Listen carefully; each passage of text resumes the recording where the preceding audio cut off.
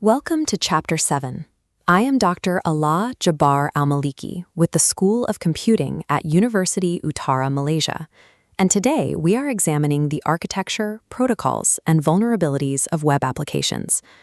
Modern society relies on these applications to function. They execute international banking transactions, process millions of daily e-commerce orders, and deliver educational frameworks globally. Looking at this map of global traffic, you can see the core design principle of the web: maximum accessibility. These applications are engineered to allow any user to instantly connect from anywhere in the world over the internet. This high level of accessibility makes web applications a primary target for cyber attacks. The same path used by a legitimate customer is available to an attacker. Defending these systems requires a technical deconstruction of the architecture that exposes them. You cannot protect the application without first understanding how it is built. This diagram illustrates the client-server model. An interaction begins with the client sending a request to a web server. The server routes this request to an application server, containing the business logic. Finally, it communicates with the database server, where user records are stored. Each component in this chain carries specific risks. A misconfigured web server can expose internal directories, while weak authentication at the application layer allows unauthorized access to the entire stack. Simply adding layers to process a web request increases the number of points where a system can be compromised. Each new connection in the architecture represents a potential entry point for an adversary. To understand how attackers exploit this architecture, we have to look at how these components communicate. The foundational protocol for moving data across the web is HTTP. This diagram shows the critical flaw of standard HTTP. It transmits data in plain text. It offers no confidentiality for the information being moved. On public networks, anyone sitting between the client and server can intercept unencrypted information. We mitigate this using HTTPS. The encryption wraps the data packet securely. Moving past an unauthorized node, the contents remain unreadable. This encryption guarantees that data remains confidential and that it cannot be altered during transmission without the system detecting the change. However, HTTPS only secures the transit pipeline. It provides no protection if a user intentionally sends malicious data to the server after connection. Beyond transit, web applications face a structural challenge. HTTP is a stateless protocol. The server forgets the user immediately after a request is fulfilled. Look at this communication loop. To solve the problem of statelessness, applications use cookies and sessions. The server generates a unique token, stores it in the browser, and requires the browser to return it with every subsequent request. This session cookie acts as a temporary ID badge. It tells the server the user has already been authenticated, so they do not have to log in again for every single page click. The danger is that the application trusts the badge itself. If a session token is not secured through encryption and strict expiration limits, it becomes a high-value target for theft. In web architecture, stealing a session cookie allows an attacker to completely assume a user's digital identity without ever needing to know their password.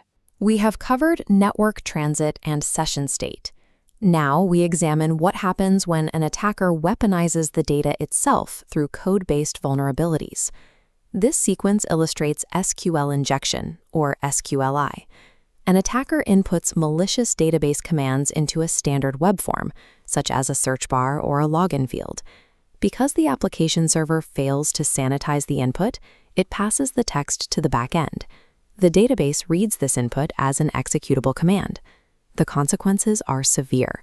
A single injected command can order the database to dump every table, sending large volumes of sensitive records directly to the attacker.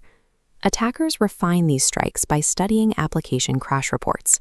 If a server displays raw system errors on the screen, it provides a precise map of the underlying database structure. SQL injection represents a failure of trust, where a system obeys commands hidden inside data provided by the user. Adversaries can also pivot away from the backend and target the client's browser directly. This is cross-site scripting, or XSS. The attacker injects a malicious script into the web server. When a legitimate user requests that page, the server delivers the infected code, which executes inside the victim's browser. Because the script runs locally, it can read the user's data. Attackers use XSS primarily to harvest session cookies, enabling silent account takeovers. A related client-side attack is cross-site request forgery, or CSRF. In a CSRF attack, an adversary tricks the browser into authorizing a transaction without the user's knowledge. This forges a signature on an unintended request. The server processes the forged request because the victim's browser automatically attaches their valid session cookie. The system sees the proper credentials and approves the action. In both XSS and CSRF, the attacker bypasses the server's primary defenses by turning the victim's own browser into a weapon. SQL injection, XSS, and file inclusion attacks all share a single common denominator in software development.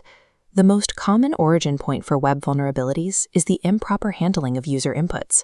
Systems are compromised when they accept external data without verification. Secure coding begins with the principle that no data originating from a client can be trusted. Every input must be treated as a potential threat. This requires strict input validation. Before data interacts with the application logic, it must be filtered and verified to ensure it matches expected formats and types. Relying on network security is insufficient if the application code itself allows an attacker to bypass controls through the user interface. A fortified stack requires protection at every level. HTTPS secures the transit layer, while rigorous input validation creates a shield around the application logic. Maintaining security requires correct server configuration, the use of encrypted protocols, and precise code-level validation. Professional development requires you to prioritize defensive design alongside functionality. You must build systems that can withstand active exploitation. Anticipating these specific attack factors is a requirement for anyone designing modern computing architecture. Securing the web requires integrating these defensive protocols directly into the client-server architecture foundation. Web security is a structural requirement of the system itself.